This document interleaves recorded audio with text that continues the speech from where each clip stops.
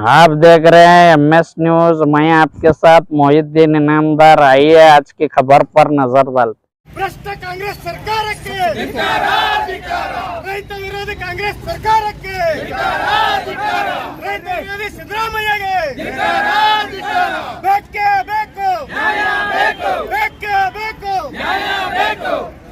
ಭಾರತ್ ಮಾತಾ ಕಿ S Patil ನಡಾಳೆ ಅವರಿಗೆ ರೈತ ಮೋರ್ಚಾಕ್ಕೆ ಬೇಕೇ ಬೇಕು ರೈತ ವಿರೋಧಿ ಕಾಂಗ್ರೆಸ್ ಸರ್ಕಾರಕ್ಕೆ 15 ದಿನದಿಂದ ವಿಜಯಪುರ ಜಿಲ್ಲೆಯಲ್ಲಿ ಸುಮಾರು 5,34,000 ಹೆಕ್ಟೇರ್ ಪ್ರದೇಶದಲ್ಲಿ ಬೆಳೆದಿರ್ತಕ್ಕಂಥ ತೊಗರಿ ಬೆಳೆ ಸಂಪೂರ್ಣ ನಷ್ಟ ಆಗಿದೆ. ಇದಕ್ಕೆ ಕಳಪೆ ಬೀಜ ಸಪ್ಲೈ ಮಾಡದೆ ಕಾರಣ ಅಂತಕ್ಕಂಥದ್ದು ಈಗಾಗಲೇ ಸಾಬೀತಾಗಿರ್ತಕ್ಕಂಥದ್ದು.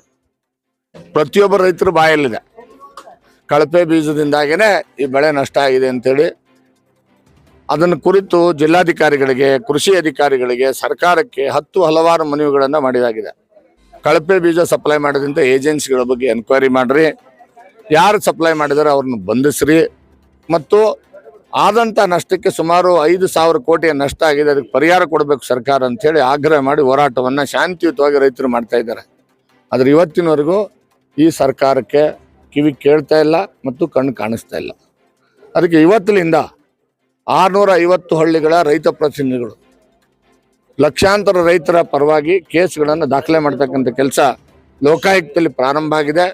ಕೃಷಿ ಸಚಿವರ ವಿರುದ್ಧ, ಅಗ್ರಿಕಲ್ಚರ್ ಕಮಿಷನರ್ ವಿರುದ್ಧ, ಸೆಕ್ರೆಟರಿ ವಿರುದ್ಧ ಮತ್ತು DC ವಿರುದ್ಧ ಮತ್ತು JD ವಿರುದ್ಧ ಕ್ರಿಮಿನಲ್ ಕೇಸ್ಗಳನ್ನು ದಾಖಲೆ ಮಾಡಬೇಕು. ಕೂಡಲೇ ಅವ್ರನ್ನ ಬಂಧಿಸಬೇಕು. ಯಾವ ಕಳಪೆ ಬೀಜ ಸಪ್ಲೈ ಮಾಡಿದಂತೆ ಏಜೆನ್ಸಿಗಳನ್ನ ರಕ್ಷಣೆ ಮಾಡ್ತಕ್ಕಂಥ ಕೆಲಸ ಅಧಿಕಾರಿಗಳು ಮಾಡ್ತಾ ಇದ್ದಾರೆ, ಕೃಷಿ ಸಚಿವರು ಮಾಡ್ತಾ ಇದ್ದಾರೆ. ಅವ್ರ ಮೇಲೆ ಕ್ರಮ ಆಗಬೇಕು, ಸಮಗ್ರ ತನಿಖೆ ಆಗಬೇಕು ಮತ್ತು ರೈತರಿಗೆ ಪರಿಹಾರ ಕೊಡಬೇಕು ಅನ್ನೋ ಡಿಮ್ಯಾಂಡನ್ನು ಮಾಡಿ ಇವತ್ತಿನಿಂದ ಕಾನೂನಾತ್ಮಕ ಹೋರಾಟವನ್ನು ಪ್ರಾರಂಭ ಮಾಡಿದ್ದೀವಿ. ಇದಲ್ಲದೆ ಸೋಮವಾರದಿಂದ ಗವರ್ನರ್ನ ಭೇಟಿ ಹಾಕೋದಕ್ಕೆ ನಾವು ಪ್ರಯತ್ನ ಮಾಡ್ತಾ ಇದ್ದೇವೆ. ಗವರ್ನರು ನಮ್ಮ ರೈತ ಪ್ರತಿನಿಧಿಗಳಿಗೆ ಪರ್ಮಿಷನ್ ಕೊಟ್ಟ ತಕ್ಷಣ ನಾವು ಗವರ್ನರ್ನ ಕೂಡ ಭೇಟಿಯಾಗಿ ಪ್ರತಿಯೊಬ್ಬ ಊರಿಂದ ಒಬ್ಬ ರೈತ ಪ್ರತಿನಿಧಿ, 650 ಹಳ್ಳಿಗಳಿದ್ದಾವೆ, 650 ಹಳ್ಳಿಗಳದ ಒಬ್ಬೊಬ್ಬ ಪ್ರತಿನಿಧಿಯನ್ನು ಕರೆದುಕೊಂಡು ಹೋಗಿ ಇಲ್ಲಿ ಆಗಿರ್ತಕ್ಕಂಥ ಅನಾಹುತ ದುರಂತ ಏನಾಗಿದೆ, ರೈತರಿಗೇನೋ ಅನ್ಯಾಯ ಆಗಿದೆ, ರೈತರಿಗೆ ನಷ್ಟ ಆಗಿದೆ, ಅದಕ್ಕೆ ಕಾರಣ ಯಾರು, ಕಾರಣರಾಗಿರ್ತಕ್ಕಂಥ ಕೃಷಿ ಸಚಿವರನ್ನ ಕೂಡಲೇ ಬಂಧಿಸಬೇಕು.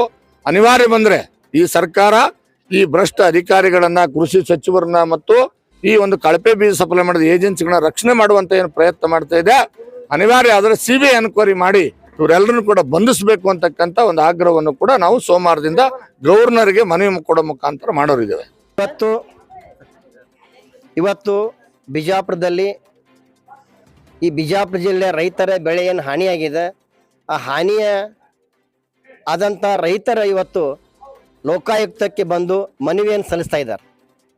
ಅಂದರೆ ಬಿಜಾಪುರದಲ್ಲಿ ಇವತ್ತು ಬಂದಂಥ ರೈತರು ಒಂದು 100 ರೈತರು ಒಬ್ಬ ಪ್ರತಿನಿಧಿಯಾಗಿ ಒಬ್ಬರು ಬಂದು ಇವತ್ತು ಅಪ್ಲಿಕೇಶನ್ ಕೊಡ್ತಾ ಇದ್ದಾರೆ. ಒಟ್ಟಾರೆ ಈ ಕೃಷಿ ಇಲಾಖೆಯಿಂದ ಸರಬರಾದಂಥ ಏನು ತೊಗರಿ ಬೀಜದವು ಕಳಪೆ ಮಟ್ಟದಿರೋದ್ರಿಂದ ಈ ತೊಗರಿ ಬೆಳೆ ಸಂಪೂರ್ಣ ನಾಶ ಆಗಿದೆ. ಜಿಲ್ಲೆಯೊಳಗೆ ರೈತರು ಹಾನಿಗೀಡಾಗ್ಯಾರ. ಈ ರೈತರ ನೆರವಿಗೆ ಸರ್ಕಾರ ಬರಲಿಲ್ಲ ಅಂದ್ರೆ ಮತ್ತೆ ರೈತರ ಸಂಕಷ್ಟಕ್ಕೆ ಒಳಗಾಗ್ತಾರೆ. ಈಗ ರೈತರ ಬೆಳೆ ಕಮರ್ಷಿಯಲ್ ಬೆಳೆ ಅಂದ್ರೆ ತೊಗರಿ ಬೆಳೆ ಆ ಬೆಳೆನ ಇವತ್ತು ಕೈ ಕೊಟ್ಟಿದ್ರಿಂದ ರೈತರು ಭಾಳ ಸಂಕಷ್ಟನಾಗ್ಯದ. ಅದಕ್ಕೆ ಕೂಡಲೇ ಸರ್ಕಾರ ಎಚ್ಚೆತ್ತು ಬೇಗನೆ ಈ ಸರ್ಕಾರ ರೈತರಿಗೆ ಒಂದು ಅನುಕೂಲ ಮಾಡಿಕೊಡ್ಬೇಕು, ಪರಿಹಾರವನ್ನು ಕೊಡಬೇಕು.